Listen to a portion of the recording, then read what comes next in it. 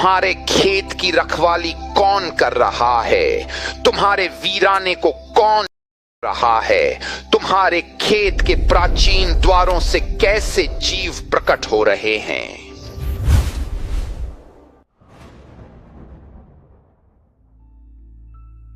आपके आत्मिक खेत की रखवाली कौन कर रहा है? आपके वीराने को, आपकी बंजर जमीन को कौन उपजाऊ बना रहा है? आपके आत्मिक खेत के पुराने दरवाजों से किस तरह की चीजें बाहर आ रही हैं? क्या आप उन गुप्त आयामों के बारे में जानते हैं? आत्मिक खेतों का आयाम, रेगिस्तान का आयाम, वीराना, ये वो आयाम हैं जो हमें दिए गए हैं ताकि हम नतीजों को खुद तय कर सकें। जब तक यह धरती है, यह वही चलता है जो आप बोते हैं। बीज और फसल का समय कभी खत्म नहीं होगा। आपका आत्मिक खेत कहां है? आपके आत्मिक खेत में खेती कौन कर रहा है? आपके आत्मिक खेत में बीज कौन बो रहा है? आप ऐसी फसल ढूंढ रहे हैं जो आपने कभी बोई ही नहीं। आपने अपना वीराना छोड़ दिया है और शिकायत कर रहे हैं। दूसरों की खेती को ललचाई नजरों से देख रहे हैं। क्यों लालच करना? आप किसी और की मेहनत की फसल को क्यों देख रहे हैं? यीशु ने अपनी सेवा की शुरुआत वीराने में किए गए काम से की थी। उन्होंने वहां एक दुनिया तैयार की। उन्होंने वहां अपनी मिनिस्ट्री तैयार की। उन्होंने वीराने में जीत, चमत्कार, चंगाई और परमेश्वर के लिए समर्पण को तैयार किया। वो दुनिया के सामने आने से पहले ही विजयी बन चुके थे। जीत हमेशा पहले उन गुप्त आयामों में तय होती है। याद रखें, पाप आपकी खेती को कमजोर कर देगा। झूठ आपकी खेती को कमजोर कर देगा। शैतान कोशिश करेगा कि आप उन आयामों तक न पहुंच सके जहां से आपको ताकत मिलती है। प्रभु ने मुझे आज आपसे यह सीधा सवाल पूछने को कहा है। आपके आत्मिक खेत की रखवाली कौन कर रहा है? कहां है वो पहरेदार? कहां है वो सिपाही जो आपके आत्मिक खेत पर नजर रखते हैं? क्योंकि मैं आपको बताता हूं, अगर कोई शैतान आपके आत्मिक खेत में घुस गया तो वो वहां अपना बीज बो देगा और अचानक इस शारीरिक दुनिया में आपको वो फल दिखने लगेंगे जो आपने कभी बोए ही नहीं थे। आपके आत्मिक खेत को कौन बचा रहा है? आपकी शादी के आत्मिक खेत का जिम्मेदार कौन है? आपके समाज और आपकी मिनिस्ट्री के आत्मिक खेत का जिम्मेदार कौन है? आपके देश के आत्मिक खेत का जिम्मेदार कौन है? आपकी शादी के आत्मिक खेत की खेती कौन कर रहा है? आत्माएं आपके वीराने के दरवाजों से होकर आती है, क्योंकि बाइबल कहती है वो वीराने में रास्ता बनाएगा। वीराने का आयाम ही वो पुराना दरवाजा है जहां से अच्छाई, दया, समृद्धि, रोशनी और खुशी इस कुदरती दुनिया में आती है। लेकिन याद रहे, अगर आपके पहरेदार सो रहे हैं तो अंधेरा और दुष्ट आत्माएं भी वहीं से अपना काम कर सकती हैं। उठो, आत्मा के हथियार उठाओ, अपने आत्मिक खेत का कंट्रोल अपने हाथ में लो। आत्मिक नींद उन गुप्त आयामों से भेजा गया एक खतरनाक जार है। यह उस आयाम से बोया गया एक बीज है जो उन प्राणियों पर राज करता है। हर आयाम का एक बीज का आयाम होता है जिसे आत्मिक खेत कहते हैं। वीराना, रेगिस्तान, ये वो जगह है जहां खेती होती है। पहरेदारों को इसके चारों तरफ सुरक्षा लगानी होगी। बाइबल कहती है,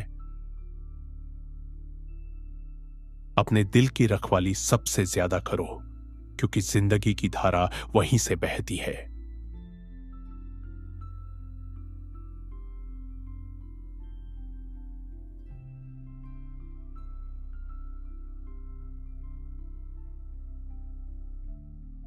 तो अगर आप इसकी रखवाली नहीं करेंगे तो गलत चीजें वहीं से बाहर आएंगी। हर आयाम, हर दुनिया के चलने का एक सिस्टम होता है जो परमेश्वर ने बनाया है। परमेश्वर पहले उन बीज के आयामों को बनाते हैं, फिर वो उसके नीचे असली दुनिया को रखते हैं और फिर वो वहां रहने वालों को बनाते हैं। आकाश मंडल आकाश की सेनाओं से पहले बनाया गया था। धरती के लोगों से पहले बनाई गई थी। तो आकाश और धरती, इन सब में वो गुप्त आयाम शामिल है जहां फैसले होते हैं कि आपका अनुभव कैसा होगा, आपके हालात कैसे होंगे और आप कैसी सभ्यता बनेंगे। फैसला परमेश्वर के हाथ में नहीं है।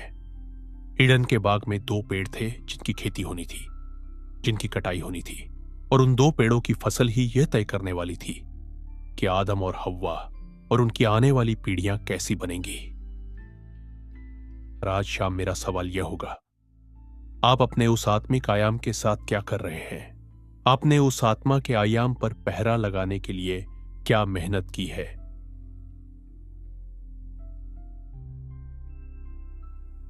जो यह तय करता है कि आप क्या अनुभव करेंगे। 90% बार, चलिए सच बोलते हैं, हमें वो नतीजे नहीं मिलते जो हम चाहते हैं। आप जानते हैं क्यों? क्योंकि हम सिर्फ इस कुदरती दुनिया में मेहनत कर रहे हैं।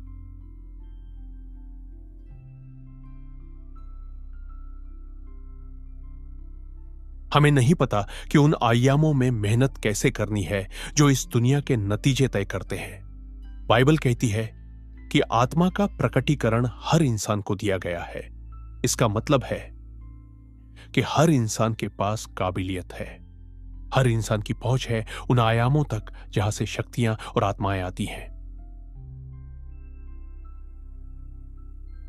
दया की आत्मा, जीवन, खुशी और संयम, बाइबल इसे आत्मा का फल कहती है। हर फल के आने के लिए एक बीज का होना जरूरी है और बीज को देखभाल की जरूरत होती है ताकि वो पेड़ बन सके, और समय के साथ सही मौसम में वो फल देने लगता है। फल पेड़ों से आते हैं और बिना खेती और देखभाल के पेड़ नहीं हो सकते। कुछ ऐसी आत्माएं हैं जो पवित्र आत्मा के अधीन हैं, जो सीधे हम तक नहीं आ सकती जब तक वो फल के आयाम से न गुजरे। तो अगर हमें एक ऐसी दुनिया चाहिए जहां नम्रता हो, प्रेम हो, खुशी हो, शांति हो, संयम और विश्वास हो, तो हमें आत्मा के प्रकटीकरण की शक्ति को समझना होगा। अब समय आ गया है कि आप अपने वीराने में मेहनत करें।